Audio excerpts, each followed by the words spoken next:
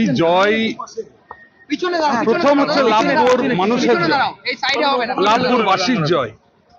যারা আমাকে ভোট দিয়েছেন, যারা আমাকে ভোট দেননি, প্রত্যেকের জয়। আজকে একটা শুভ দিন। আমরা বহুদিন প্রতীক্ষায় ছিলাম যে এমন একটা দিন আসবে যে নতুন সূর্য আমরা দেখব।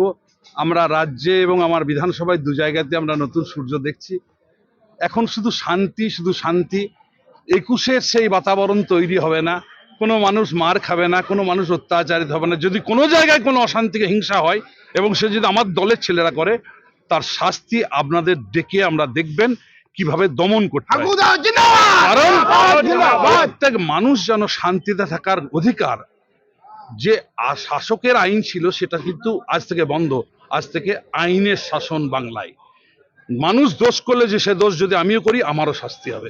সুতরাং দিন আপনাকে মারধর করা হয়েছিল কাজীপাড়া গ্রামে, সেই নিয়ে কি বলবেন? ভোটের দিনে মারধর যথেষ্ট হয়েছিল, হয়তো আমি মরেই যেতাম। একটা পুলিশের গাড়ি সম্পূর্ণ ভাঙচুর হয়ে গেছিল এবং যে পরিমাণ ইট, বড় বড় ইট উড়ে এসেছিল, আমি হয়তো বেঁচে গেছি ভগবানের দয়ায়। কিন্তু তাকেও আইনের শাসনে আসতে হবে, সেও আর বাঁচতে পারবে না। কালকে বিভিন্ন জায়গায় এখনো রিলস ছেড়ে বেড়াচ্ছে, তো রিলস ছাড়া আমরা প্রশাসনকে, আইনের লোককে বলছি কতদূর কি করা যায় এবং সে কোথায় থাকে সেটাও দেখছি আমরা। জেতার টার্নিং পয়েন্ট কোনটা?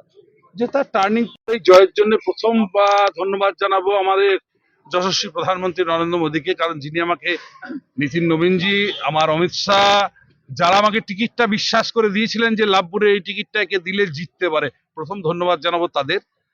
আর বাকি আমার জেলার যারা নেতৃত্ব আছেন, শ্যামাদা, যারা আমাকে টিকিট দিয়েছেন, আমার যারা সহযোগী করেছেন, আজকে দলের বিভিন্ন রাজ্য থেকে যারা এসে আমাকে হেল্প করেছেন, তাদের, আমার পাশে এই মুহূর্তে দাঁড়িয়ে আছেন আমার প্রভারী সরোজ সিং, আমাদের অভয় সিং।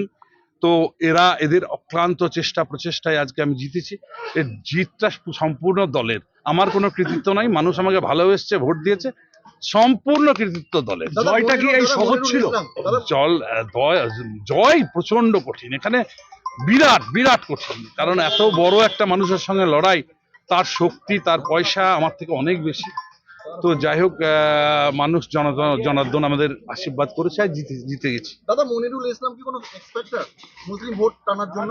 আমি ব্যক্তিগত ওনার কাছে, ওনার গ্রামে গিয়েছিলাম, ভদ্রতার যেটা ব্যাপার, দেখা করেছিলাম। উনি প্রচারে বেরোবো বলেছিলেন। হয়তো আমার ঠিক মনে হয়নি যে ওনাকে নিয়ে প্রচারে, হয়তো কোনো দিকে ভালো হলে কোনো দিকে খারাপ হবে বলে প্রচারে ওনার সঙ্গে আমি আজ কোনোদিনই নিইনি। আমি যা করেছি সত্য নিজের প্রচেষ্টায় করেছি। আর সে অর্থে মানুষ শুধু আমাদের দেখেই ভোট দিয়েছে, ভালোবাসে আমাদের দল এবং আমাদের দেখেই ভোট দিয়েছে। এই শুধু মিথ্যা আর মিথ্যা, আর এই ভাতা শুধু চায় মানুষ, চাকরি চায় মানুষ, কাজ চায় মানুষ, হসপিটালের একটা ভালো বেড চায় মানুষ, কিছু ডাক্তার চায় মানুষ, ভালো রেল চায়, সেচের জল চাই। এটা কৃষি প্রধান এলাকা, শুধু নয়, শুধু ভাতা আর ভাতা। ভাতা চাই না মানুষ, প্রমাণ করিল বাংলার মানুষ। ভাতা দিয়ে কোনো কাজ হবে না, ভাতা দিয়ে কিছু ভোট হয়তো কেনা গেল, কিন্তু শিক্ষা, স্বাস্থ্য, এসব পশ্চিমবঙ্গে যেগুলো দরকার সেগুলো আমাদের অগ্রাধিকার দিয়ে করতে হবে একটা।